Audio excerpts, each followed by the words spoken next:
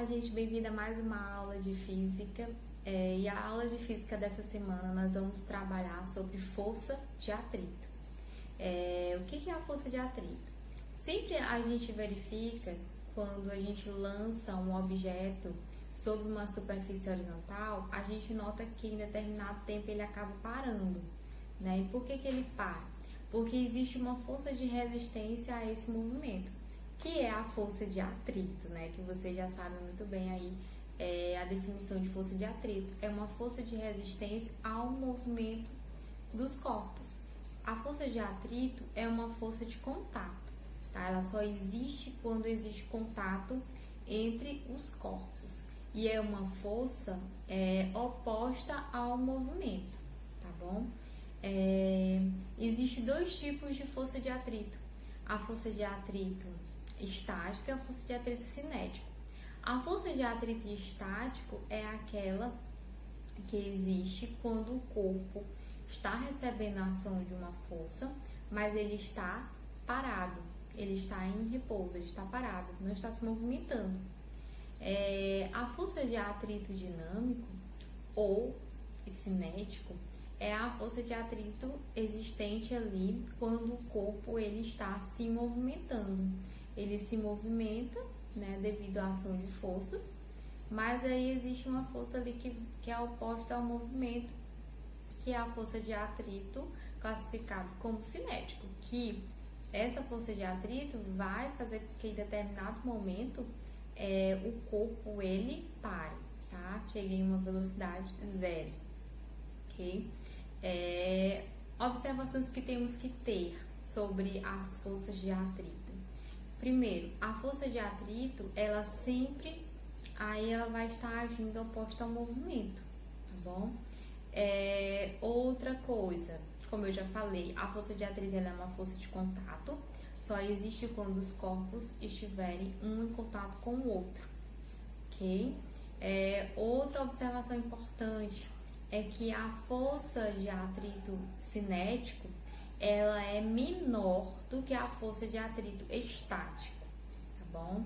Então, a força de atrito estático, ela é bem superior em relação à força de atrito cinético.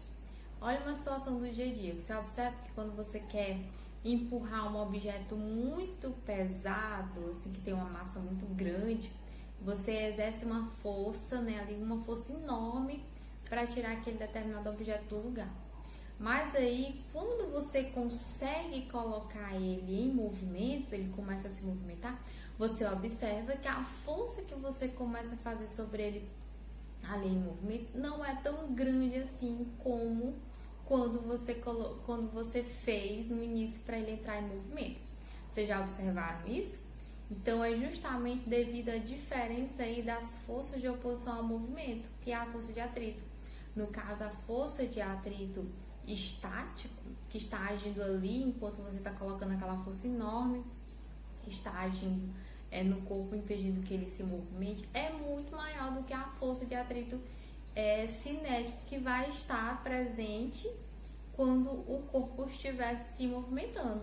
Você vai conseguir fazer uma força ali não tão grande como no início para ele se movimentar, mas vai estar fazendo uma força bem menor, né? Por quê? Porque a força de atrito cinética, a força de resistência a esse movimento, é uma força bem pequena, tá?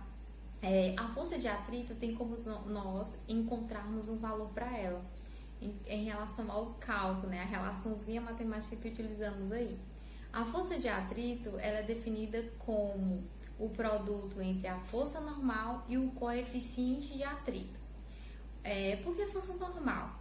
Porque, gente, a normal ela vai existir quando o corpo está em contato com a superfície, não é isso? Então, o corpo ele empurra a superfície e a superfície empurra o corpo.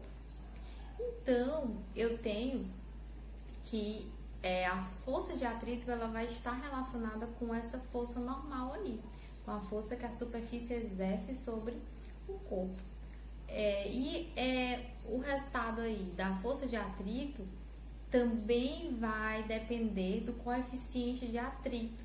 O que é esse coeficiente de atrito? É um coeficiente que vai variar de superfícies para superfícies. Então, dependendo aí das superfícies que vão estar em contato, eu vou ter um valor para o meu coeficiente de atrito. Outra coisa, como eu falei, existem dois tipos de força de atrito, a estático e a cinético.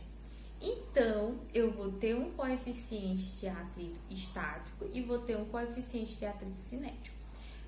Esses coeficientes aí, essas grandezas aí, coeficiente de atrito, é algo assim que normalmente as questões te dão o valor, tá? Diz assim, um bloco está sobre uma superfície não polida e sobre essa superfície aí existe um coeficiente de atrito X. Então, é uma característica do material. Então, as questões vão sempre te informar aí qual é esse coeficiente de atrito. Ou pode ser que surja questões em que propõe que você busque encontrar esse coeficiente de atrito. E para isso ele já vai te dar a força de atrito, ele te dá a força normal e aí você encontra o coeficiente de atrito aplicando na relaçãozinha. Força de atrito igual força normal vezes coeficiente de atrito. Ok, gente? Então, a nossa aula sobre força de atrito é isso. É básica. É só vocês lerem lá o livro texto de vocês, responderem as questões. É importante que vocês sempre estejam aí acompanhando o informativo, acompanhando as videoaulas, para que vocês não se percam, tá? E observe que cada semana é um conceito. Então, dá para fazer facinho, facinho. Então, até mais.